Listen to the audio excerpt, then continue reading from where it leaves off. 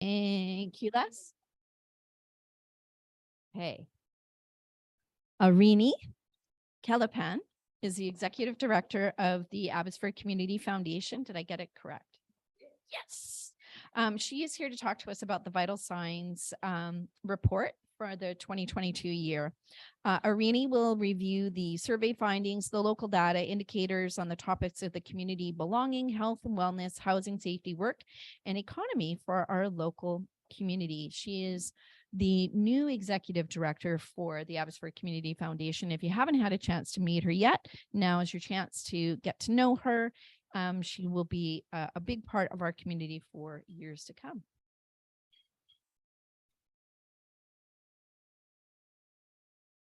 Thank you so much for having me today. I'm holding two things. So I'm not the greatest of multitaskers, so just bear with me. Thank you so much for that introduction, Diane. And you got my name right. Always the first step. So this is normally where I would start with, okay, I'm supposed to have slides, right? I'll have them in a second. Okay. So this is normally where I would play a video called It Starts with a Seed that talks a little bit about the Community Foundation and how we start with a little bit of money and make it a great impact.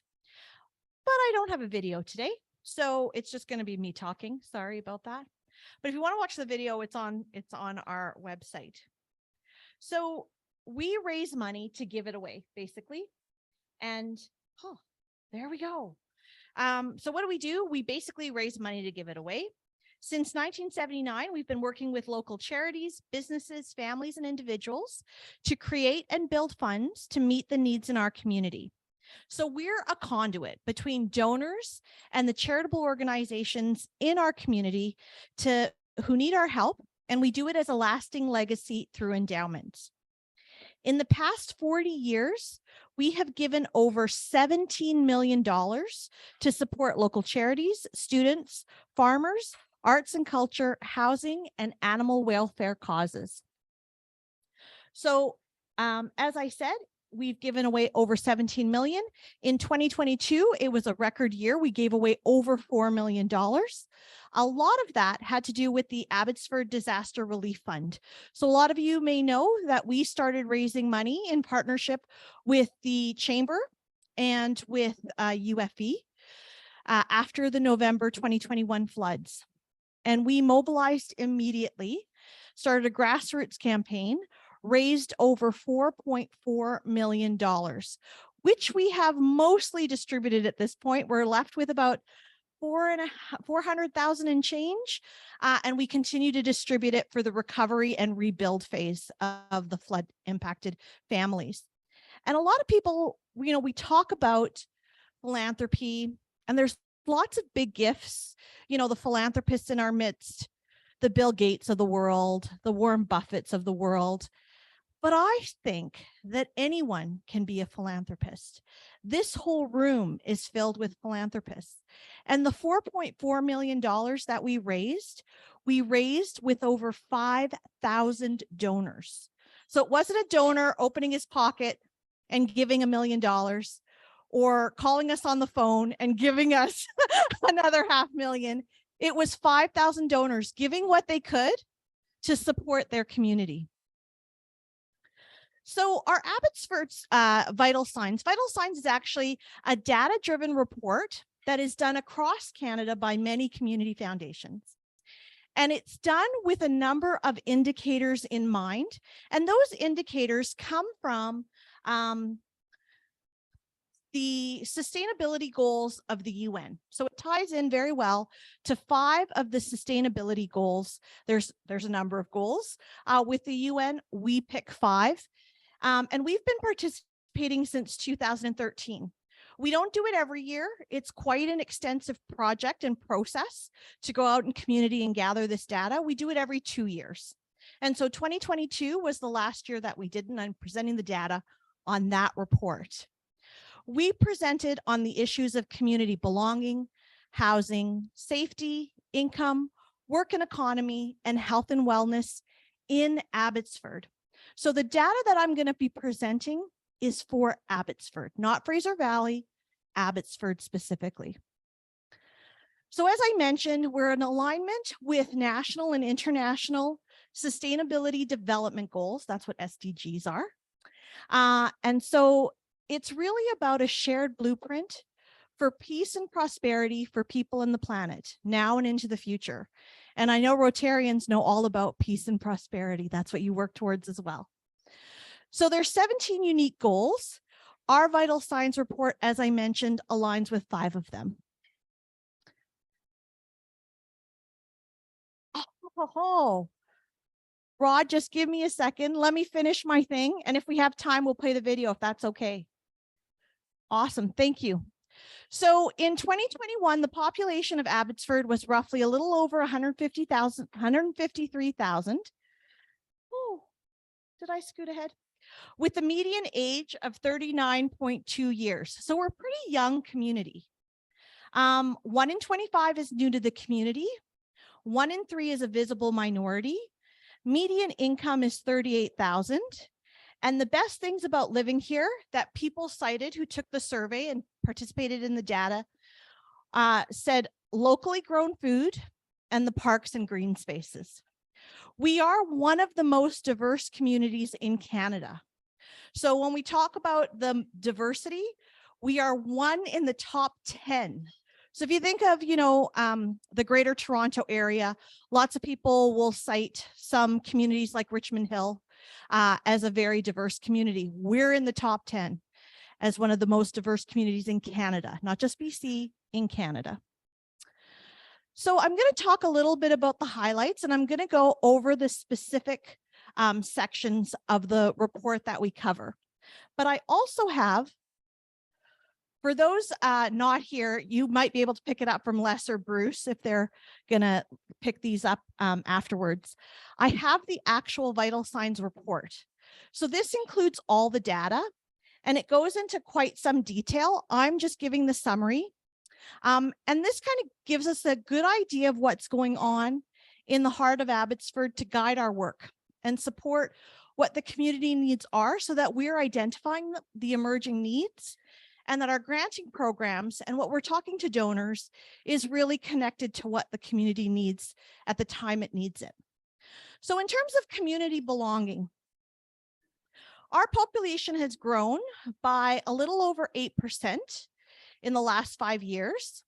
It outpaces the province by a little bit. I think the province's average is about 8% on the nose.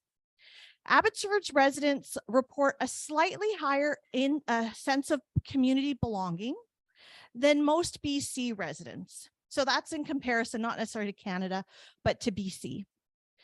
Local charities, so that is in Abbotsford, make an economic impact of more than 1.4 billion annually. Lots of people don't know about the charitable sector and how much we actually contribute to the economy. And Abbotsford's reputation for being generous is well earned. So Abbotsford residents made a median charitable donation of $900, and the Canadian median is $340.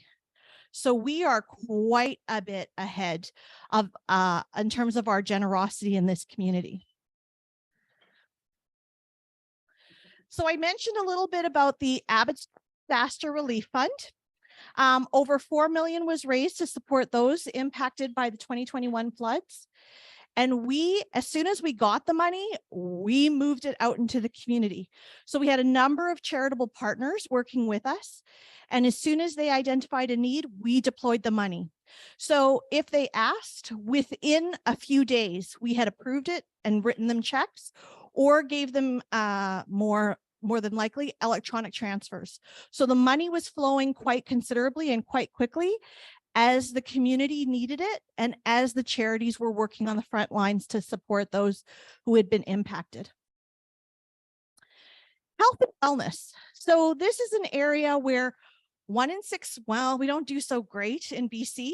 I think people know and feel that on a regular basis if you've tried to access healthcare or you have family members who are accessing healthcare. 1 in 6 residents does not have a family doctor. Of the 6 chronic diseases profiled, Abbotsford residents have a higher incidence of each of them compared to the provincial average. Illicit drug deaths have increased over the last 3 years, and that's across Canada, by the way. We are not alone in that. 36% of residents reported that over the last 2 years, their physical health has declined, and 39% reported their mental health has declined. That's not surprising, given that this report was conducted during the height of the pandemic. And I think we know some of the impacts. We're probably felt it ourselves personally, or know people who have felt those impacts through the pandemic. There are 660 hectares of natural lands that are accessible within community boundaries or within city boundaries. And I will say that people keep citing those parks and green spaces as contributing to positive mental health. And having those spaces is critical to how we recreate and how we support our families. So Abbotsford Hospice received a Smart and Caring grant, one of the many charities that we support. And they run a program for grief for children and youth who have experienced grief and loss with peer mentoring and peer support. And that program was supported by the Smart and Caring. Safety. So a big one that is on a lot of people's minds is safety in a community. Youth crime and property crime rates have decreased by more than 60% over the last 20 years. Abbotsford has 12 transition house beds for women and children fleeing family violence. And despite the statistical decreases, 57%, so almost 60% of our survey respondents believe that crime in Abbotsford has actually increased significantly in the last 5 years. So it's interesting to see what the stats in terms of reported crime versus people's perception of crime are in this community. Again, the data only tells you part of the story. There can be definitely reasons why people have those perceptions. I think maybe the media might fill in some of those gaps, but there's also what we personally feel and maybe not report, right? Because those are reported stats in terms of crime. And not everybody reports crime to police. So we have our neighborhood small grants program. And this program, I love this program. It's a great program. It's run in partnership with the city of Abbotsford. It provides for up to $1,000 in project funding for residents wanting to make their community better. So if you want to host a block party, if you want to do a community kitchen, if you want to run a class for a bunch of kids in your community, that's the granting program you want to apply to. It's not for charities. It's not for nonprofits groups.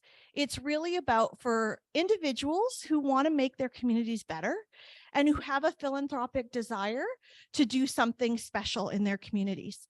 So there's $17,000 in the pot every year. Vancouver Foundation, us and the city all sort of fund it. And the city runs it because we can't give money to people who are not charities. So we funnel the money through the city.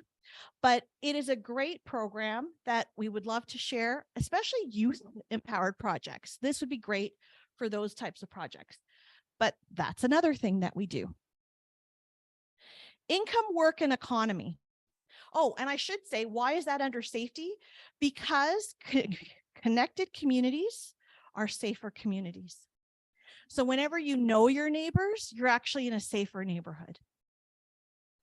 Well, it depends on how you know your neighbor. But generally, connected communities are safer communities. Income, work, and economy. So in Abbotsford, residents report median incomes on par with our provincial counterparts. So I mentioned about 38,000 was the median income. 13% of Abbotsford residents, Abbotsford seniors live in poverty. And this is crucial to understand, especially for those who need care and support, and especially as our seniors are living longer. 8.7% of children live in poverty. Abbotsford Airport hit 1 million passengers in 2019. And obviously this went down during the pandemic, almost to half in 2021. But I have heard from the airport, the statistics are going back up and we're very close to that 1 million number again. There are over 1,200 farms in Abbotsford as compared to 1307 in 2016. So we have lost some of our farms, or they've consolidated, or they've sold. And agriculture is a big player and a big part of Abbotsford. So it is interesting to note how many farms we've lost, but we haven't lost necessarily agricultural land. It's just where the ownership has gone. Our agricultural sector generates 3.3 billion in economic activity, so it's still a key driver in Abbotsford. And so some of the projects that we have done, we have an agricultural enhancement grants program that we do in partnership with the city of Abbotsford. And so the city, again, can funnel the money. You don't have to be a charity. You could be a farm. You could be a business. You could be a research associate with UFE or one of the other universities that are running agricultural programs to talk about agricultural innovation that will support Abbotsford's agricultural sector. You want to try a new idea, you want to try something on your farm, that's the grant to apply for. It's a matching grant of up to $50,000, and we do it every year. Last year, I think we picked 6 projects. So it's up to people to apply. The application process is open right now. So if you know a farmer or you know a research associate in agriculture, that's the program. Housing. So I know this is of critical importance to all BCers and Canadians because housing has been so critical in the discussions we've been having in the last decade or so. The price of housing has risen, and so have shelter costs for both homeowners and renters. I think that should come as no surprise to anyone. 1 in 5 homeowners spends more than 30% of their income on housing. That's about 20% of us, as do 1 in 3 renters.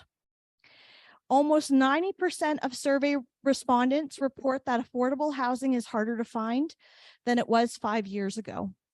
And I would say that's particularly hurting younger people. Our homeless population grew by 100 people between 2018 and 2020, and has likely grown further throughout the pandemic. So when we talk about homeless people or underhoused people, you may not see them because they're living in cars. They're living in places that we can't necessarily see, and encampments and things like that. But if they can't find adequate shelter, you could still be working and still be living in your car. And that's just the nature of where the housing prices and renting has gone. So one of the Smart and Caring grants that we gave is to the Salvation Army Emergency Shelter, and that was able to add 8 more beds to a space that they had underutilized in their shelter. So now that I've shared the data, and there's a lot more in the report if you are interested, what can you do? And of course, I will say you can always give us money, but there's lots of things you can do in terms of personal action. And I know from the Rotarians I've known and I've met and partied with, I'm not going to say that too loud, that you're all about personal action. You're all about how you can give to your community all the time. So donating food banks in particular are in need all year round. We always think about Christmas. They are in need all year round, particularly the last couple of years. Donating household goods, great clothing. This winter in particular has been cold, so scarves and mittens and winter coats are really appreciated. Rent out part of your home if you can. Look out for your neighbors and practice random acts of kindness. I know for an older person or a person who has mobility issues, if you could shovel their sidewalk, that goes a long way. And it's a little thing if you're already shoveling your own. So things like that can be really, really impactful. Oh, what happened? Oh, I don't know what happened to the screen. I didn't press anything, I promise. Let's just, there.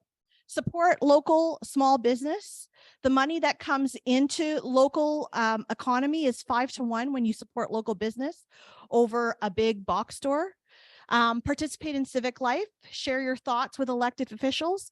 I know some people share their thoughts more than others, but if you can be positive and be supportive, and I think also running for politics, running for your local municipal elections, or supporting other councillors who value the same things that you do and want to change the same things that you do want in community is important.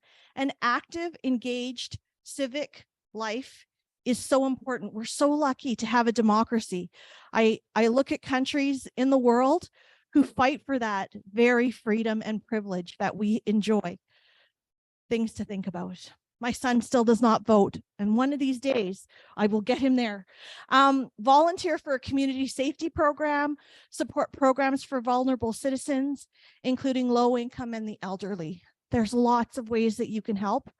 Even if you don't always have the money, you have time, you have your body that may be very able to do things for others. In terms of your professional and business, become a living wage employer. I cannot tell you how meaningful that is for those who are looking for affordable housing, especially for women and young people who are starting in the workforce, women who are coming back to the workforce after having children. A living wage is so important. When hiring, encourage job applicants from diverse backgrounds, become familiar with public safety programs within the city, volunteer for local not-for-profit, donate or sponsor to fundraising events. So I talked about our Smart and Caring. That is open. It's a granting program that is open right now. And I talked a little bit about all the key findings of the report, which is here. And I don't want to take any more time. And I know you're all eating, and I know we're running behind. Do you have any questions? Hello, yes. For your presentation, a lot in a very short period of time. I think you're preaching to the choir with this group, because I think as a whole, we already do that. We are small business, and I think everyone. Is there anything specific that we could do? I think one of the things that I am looking at is, a lot of people think of us, like I said at the beginning, philanthropy is for the rich. And I think everyone can be a philanthropist. And so when I think about philanthropy, how are we talking about philanthropy? And are we making it accessible and real for everyone? I think the kid who runs a lemonade stand and raises $100 for their charity of choice, that's a philanthropist. And I think we need to start celebrating them in the same way that we celebrate the Warren Buffetts and the Bill Gates of the world. And I think you have an awesome platform to be able to do that in your own house. So I would say that would be a big thing. Excuse me 1 second. Hey, can I encourage the Zoomers to turn their cameras back on? Join into the questions, please. I have a question. You said the Vital Signs is done again in partnership with the Chamber. Is that correct? Did I understand that correctly? The Vital Signs? No. Oh, okay. The Abbotsford Disaster Relief Oh, Fund. okay. Yes. Sorry. Okay. So that was my confusion. So my question and challenge to you as an organization then is about messaging. So it's great to have a study. It's great to have results, but it's pointless if you don't do anything with them. Mhm. So in the past, Abbotsford has had a fairly consistent message of being the most generous community in all of Canada. Now you're saying one of the most. We talk about Abbotsford being the largest farm gate community in the country. Now you're saying we're one of. It seems to me that it's watering down the positive messages that a study like this. I mean, if you're going to pay the price for the negative stuff, 1 in 6 people doesn't have a family doctor, homelessness. It seems that we should at least stress the positives as well. So where's the strategy moving forward for your organization as far as messaging, and why the hedging of the bets on some of the things that have historically been very important distinguishing factors for Abbotsford? So I will say there's a couple of things. One, Vital Signs is a Canada-wide project and done through the Community Foundations of Canada. So some of those wording choices are suggestions from the national body on how we deliver some of this messaging. The second piece to this is we're not trying to promote Abbotsford. This is not why we do Vital Signs.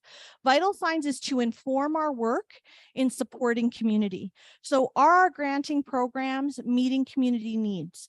Are donors connected with the needs and emerging needs of the community in general? So that's why we do the work that we do in Vital Signs. It is not a PR exercise like the city would conduct and do. Now, the city has an opportunity to use the Vital Signs data and use that in marketing and communications. We don't have a budget for that marketing and communications. So ours is really about ensuring that we're informing the sector, we're informing the charitable partners, informing donors about emerging needs and what we can pat ourselves on the back for, but also what's coming up on the horizon and where we can give and where we can support.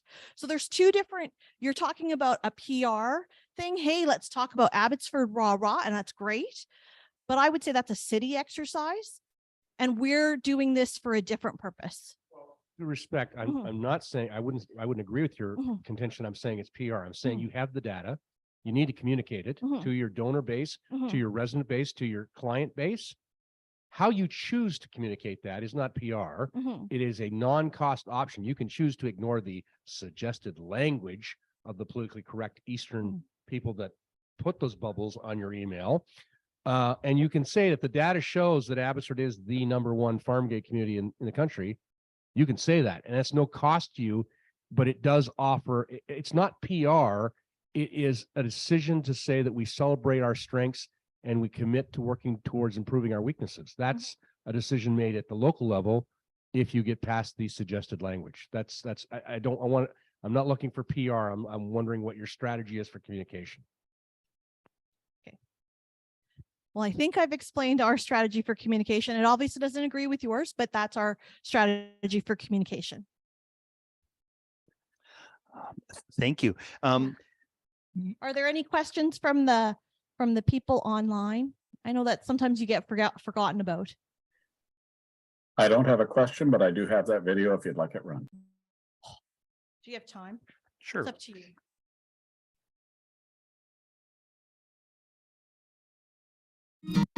Big change often starts with a small gut feeling. A feeling that no matter how great something is, we can always find ways to be better. It starts with a seed. We love the city of Abbotsford. We live here, work here, play here, and we raise our families here. We've found that time and time again, our community has a desire to give back, to make a difference, to grow. That's where we come in. We offer leadership by gathering data and sparking conversations about the significant social and economic trends affecting our city. We look to our community for feedback and to measure its vitality. Together, we discover Abbotsford's big long-term needs, the areas that need extra water and support. Then, with your generosity, we build long-lasting grant programs that will make a targeted difference today, tomorrow, and forever. Spread carefully and strategically, your donations can work hard at home to dig deep roots, build strong foundations, and have lasting impact in Abbotsford. Over the years, you may have seen the fruit of this important work, as we distribute hundreds of scholarships to high school students every year, provide funding for at-risk youth programs, catalyze innovation within the agricultural sector, or respond with a rapid response to emergent crises of the day. We hope that if you love this community, you'll love what we've been working on. It starts with a seed. Let's get to work.